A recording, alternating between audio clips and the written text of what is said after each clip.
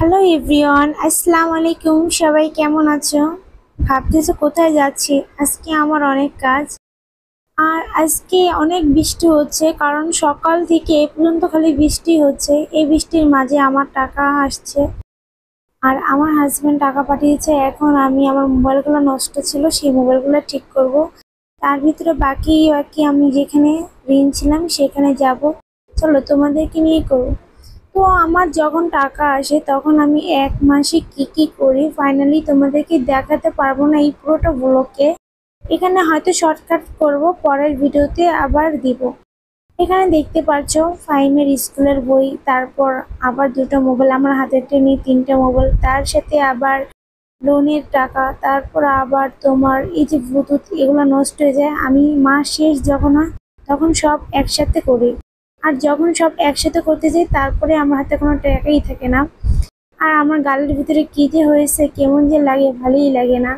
যাই হোক, দেখতেছো বৃষ্টি, আর বৃষ্টির মাঝে কত সুন্দর কাচকি মাছ, বাইং মাছ, পুঁটি মাছ, এগুলো আমার সবগুলো পছন্দের মাছ। আমি এই মাছগুলো বেশিরভাগ খাই, আর আমার হাজবেন্ডও অনেক পছন্দ করে। সেই সাথে আমি বড় মাছ তেমন একটা খাই না। ফাইনালি এর ফাঁকে আমি টাকা উঠাইছি, বাট তোমাদের দেখাতে পারলাম না। এখন আমি আসছি আরিফুলের দোকানে, সেখান থেকে আমি কিছু বাকি ছিলাম, সেখানে কিছু টাকা দিলাম। বাসায় একটা সুরেক আছে, তারপরে ভাবতেছি আরেকটা সুরেক কিনবো, বাট এখন কিনবো না, পরের বার কিনবো। এখন আমি যাব লোন দিতে, আর সেটা হলো আমাদের এখানে ব্যাংকে প্রতি মাসে যেহেতু লোন নিছিলাম আমাদের জায়গা কেনার জন্য, তো সেখানে প্রতি মাসে আমি গিয়ে লোন নিই। আর দেখতে পাচ্ছ শাকগুলো কিন্তু অনেক ভালো লাগে, পাটের শাক কিন্তু আমার অনেক পছন্দ, আর লাউ শাক। তাছাড়া এখানে দেখতেছি ভুট মরিচ আর লেবু, আর ভুট মরিচ গুলো আমার অনেক পছন্দ। আমি এখান থেকে 2 হালির মতো ভুট মরিচ নিলাম। আরও এখানে সস্তা, যেহেতু এক হালি 10 টাকা করে, 2 হালি নিলাম 20 টাকা, তার সাথে লেবু নিলাম। তো ভুট মরিচ গুলো বেছে বেছে নিলাম। আমি সবকিছুতে ভুট মরিচ খেতে অনেক পছন্দ করি, যেমন ভাতের সাথে, ডালের সাথে, শাকের সাথে, যে কোনো জিনিসই আমার ভুট মরিচ খুবই প্রিয়। আর আমি যখনই ভাত খাই তখনই আমার ভাতে ভুট মরিচ লাগে। আর ভুট মরিচ যখন না থাকে তখন কাঁচা মরিচ খাই, না হলে শুকনো মরিচ খাই। আমি অনেক ঝাল পাগল, আর আমি ঝালে অনেক, আমার কাছে অনেক ভালো লাগে ঝাল। ঝালটা আমার সবচেয়ে বেশি প্রিয়। ফাইনালি ভুট মরিচ নেওয়া শেষ। দেখো বৃষ্টি পড়তেছে গুড়ি গুড়ি, কিন্তু অনেক বৃষ্টি পড়তেছে, দেখা যায় না। আমার সব ভিজে গেছে, আমার স্কার্ট হতে বোরকা সবই ভিজে গেছে। এখন আসছি আমি ব্যাংকে।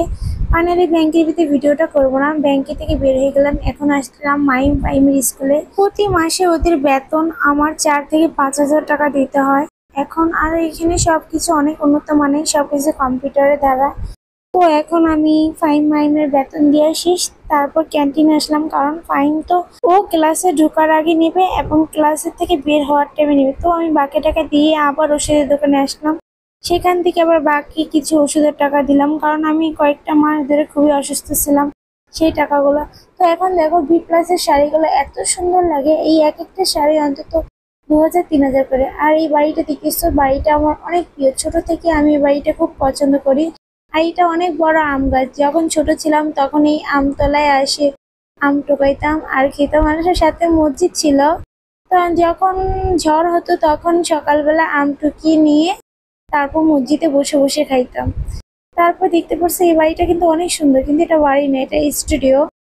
এটা আমাদের এখানে রানীগঞ্জে ফেমাস স্টুডিও, এক নামেই সবাই চিনে, প্লাস স্টুডিও। এই স্টুডিও থেকে ছোট থেকে আমি ছবি তুলতে তুলতে এই পর্যন্ত আলহামদুলিল্লাহ বড় হয়েছে। এখন দেখো ব্রিজের নিচে আসছে, আমি তো পুরো ভিজে শেষ, একেবারে ভিজে শেষ, কারণ ইচ্ছে করে ছাতা আনি নাই। ছাতা আমার নিতে একদমই ভালো লাগে না, আর অনেকদিন বৃষ্টি তো ভিজে নেই। আর এর ভিতরে আমি মোবাইল ধরবো নাকি ছাতা ধরবো নাকি ব্যাগ ধরবো, তার জন্য ছাতা আনিনি।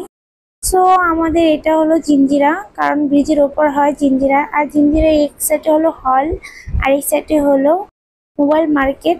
সো আমি এখন মোবাইল মার্কেটে ঢুকবো। তোমাদের সামনে তো দেখিলাম যে মোবাইলগুলো আমার ঠিক করতে হবে, সার্ভিসিং করতে হবে, কারণ আমার আম্মুর মোবাইলটা অনেক সময় আমি লাইভ চালু করি, তো আম্মুর মোবাইলে অনেক সময় চার্জ হচ্ছে না, প্রায় 33-34 ঘন্টা দেখাচ্ছে। প্রায় এই ঝামেলাটা আমার কয়েকটা দিন ধরে হচ্ছে, তার জন্য আসলাম। ইভেন তারপর ফাহিমের ফোনটা অনেক ডিস্টার্ব দিতেছে, সেখানে আসলাম, এবং কি আমার মোবাইলে আয়নাটা ভাঙতে আসলাম। যখন এইগুলো সব বের করছে, ভাইয়া বলতেছে ব্যাপার কি, সব কি একসাথে নিয়ে আসছেন নাকি, এগুলো কয় মাসের নিয়ে আসছেন? আমি তো হাসতে হাসতে শেষ। করছি ভাইয়া, আমি তো মনে করেন প্রবাসী ফকির। যখন টাকা আসে তখন আমি বড়লোক 2-3 দিনের জন্য, আর মাস যখন শেষ হয়ে যায় তখন আমি একেবারেই গরিব হয়ে যাই। সো এখন ফাহিমকে সারপ্রাইজ দিব, কারণ ফাহিম জানে না যে আমি মোবাইল ঠিক করছি, দেখতেই পাচ্ছ। আর ফাহিমের মোবাইল ঠিক করে ওটা তারপরে কাভার দেখতেছি কোন কাভারটা নিয়ে যায়, বাট মোটরসাইকেল কাভারটা লাগাবো, ওটা বেশি সুন্দর লাগে। আম্মুর চার্জার নিলাম, তারপর আমার ফোনটা ঠিক করব। দেখতেই পাচ্ছ ফাহিমের ফোনটা, আমি এটা 6 বছর ধরে ইউজ করি, কখনো মিটারের কাছে নিয়ে আসতে হয়নি, বাট এই প্রথম আমি নিয়ে আসছি, কারণ এটার স্টক অনেক ফুল ছিল। বাট এই কাভারটা লাগিয়েছি, বেশি ভালো লাগেনি, যাক আরেকটা কাভার লাগাবো সেটা মোটরসাইকেলে। সো আমি বাড়ির সামনে এসে পড়েছি, দেখতেই পাচ্ছ। কারণ আমার ফোনটা বন্ধ হয়ে গিয়েছে, আম্মুর ফোনটা দিয়ে আমি আবার ক্যামেরা চালু করলাম। আর দেখতে পাচ্ছ পুরো ভিজে গেছে, আমি এখন লিফটে উঠবো। যাক আল্লাহ যদি আমার সহায় থাকে, কারণ লিফটে সেদিন মানুষ আটকে গিয়েছিল। এখন লিফটে উঠতে আমার অনেক ভয় লাগে, কারণ লিফটে 2বার আমি আটকে গেছিলাম, একেবারে আধা ঘন্টা মতো। সো এখন আমি অনেক এক্সাইটেড, পাই যে কি খুশি হবে। আমি লিফটে 2 উঠে গেলাম, প্রায় আমার বাসার সামনে এসে পড়েছে। আর এখন ফাহিমকে সারপ্রাইজ দিব। সো ফাহিম তো বলতেছে কি সারপ্রাইজ, কি সারপ্রাইজ দেখতেছো, ও কি ঢং করতেছে, ও কি বলতেছে তোমার জন্য একটা সারপ্রাইজ আছে, তোমার মোবাইলটা ঠিক করে নিয়ে আসছি। ও দেখি তো এখন খুশি, ওর মোবাইল অলরেডি ঠিক হয়ে গেছে। অনেকদিন ধরে আমাকে বলতেছিল আম্মু আমার ফোনটা ঠিক করে দাও। যাক, আমার যখন টাকা আসে তখনই আমি একটু বড়লোক থাকি, টাকা শেষ তারপর 1 মাসের জন্য আবার ফকির হয়ে যায়, কারণ আমার হাতে টাকা থাকে না। বাকি সব দেনাদারদের টাকা দিতে দিতে আমার হাত একেবারে খালি হয়ে যায়।